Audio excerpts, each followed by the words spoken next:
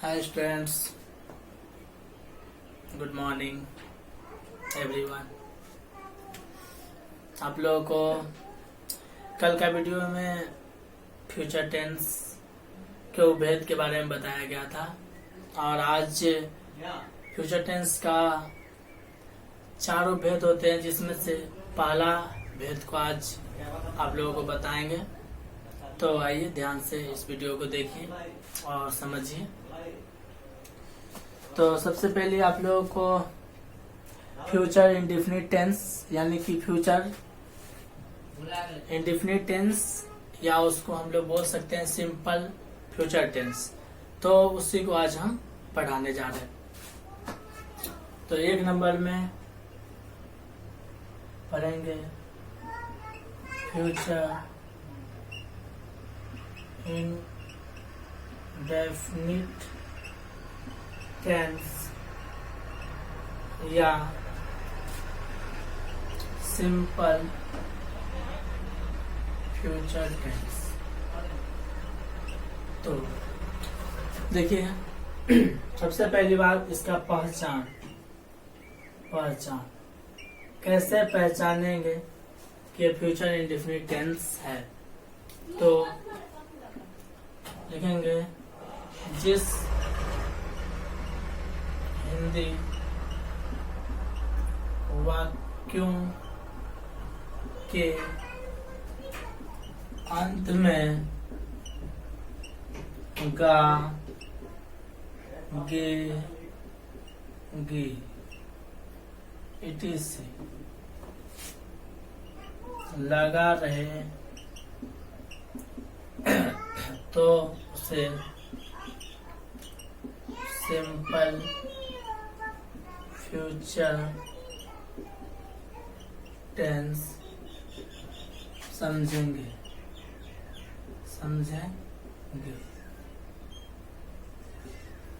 ठीक है। और इसके बाद इसका स्ट्रक्चर यानी रूल्स। तो रूल नंबर 1,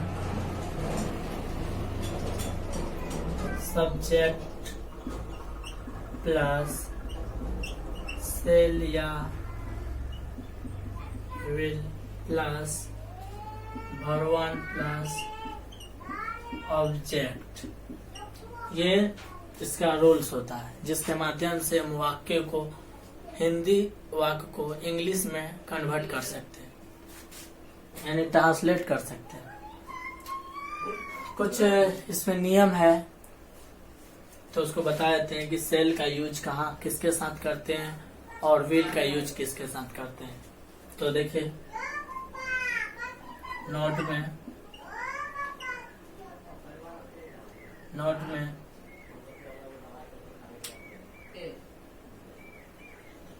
सेल का प्रयोग, और इधर नोट में पढ़ते हैं विल का प्रयोग। तो देखिए, दोनों ही बहुत ही आसान है। तो फर्स्ट पर्सन में हम लोग जो है सेल का प्रयोग करते हैं। फर्स्ट पर्सन यानी कि फर्स्ट पर्सन में सेल का प्रयोग होता है, जबकि इसमें सेकंड और थर्ड पर्सन में विल का प्रयोग करते हैं।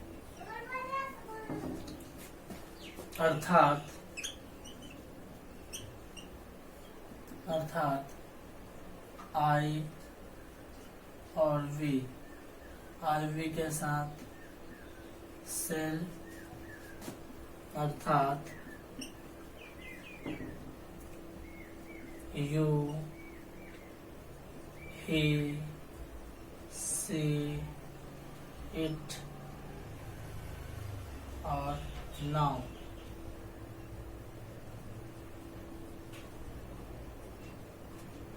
कोई भी नाउ इसमें विल का प्रयोग करते हैं।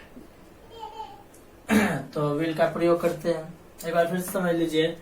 नॉट सेल का प्रयोग फर्स्ट पर्सन में सेल का प्रयोग होता है, और नॉट नंबर 2 विल का प्रयोग सेकेंड और थर्ड पर्सन में विल का प्रयोग होता है। अर्थात आई, वी के साथ सेल अर्थात यू, ही, सी, इट, कोई भी नाउन के साथ हम लोग विल का प्रयोग करते हैं। ठीक है, इसके आगे आइए कुछ फ्यूचर टेंस का इंडेफिनिट टेंस के बारे में जो पढ़े हैं उसके बारे में कुछ एग्जांपल्स जान लेते हैं। तो पहला एग्जांपल्स लेते हैं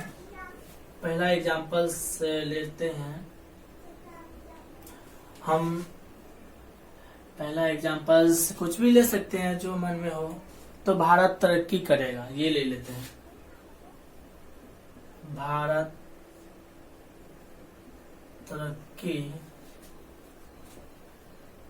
तरक्की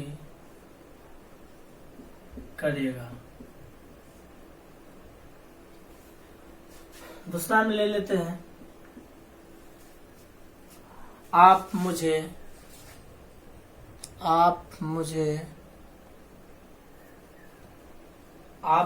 भूल जाएंगे। दूसरा है, आप मुझे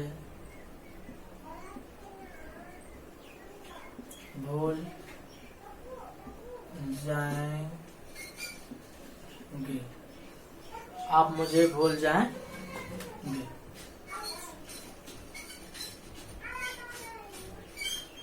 उसके बाद तीसरा एग्जांपल्स ले लेते हैं, वो आपको परेशान करेगा। वह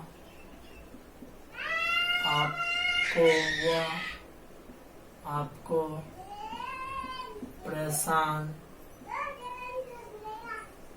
करेगा। उसके बाद ये 3 एग्जांपल्स को बनाते हैं, बहुत ही इजी है। ठीक है, भारत तरक्की करेगा। तो यहाँ पे सब्जेक्ट जो है वो भारत है। सब्जेक्ट कौन है? भारत है। तो भारत को इंडिया लिखते हैं। इंडिया, भारत को हम लोग इंग्लिश में क्या बोलते हैं? इंडिया। तो सब्जेक्ट यहाँ पे आपका आ गया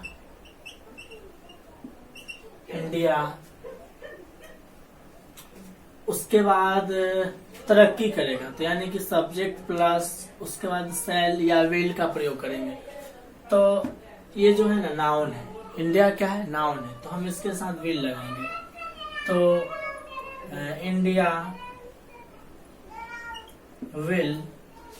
इंडिया विल और तरक्की का होता है प्रोग्रेस। तो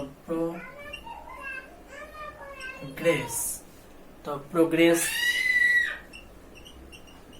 कंप्लीट हो गया।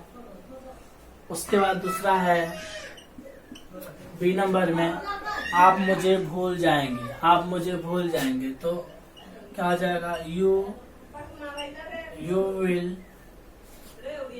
You will. और भूलना का होता है फॉरगेट। क्या होता है?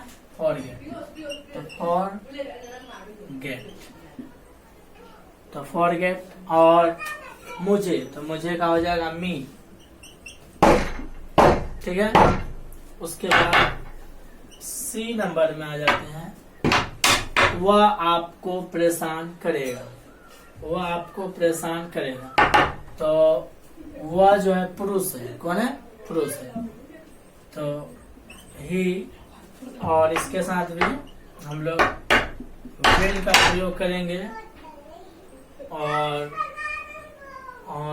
परेशान करना का डिस्टर्ब भी होता है, वेक्स भी होता है। तो ही विल वेक्स यू। यहाँ तक हो जाएगा कंप्लीट। Thank you.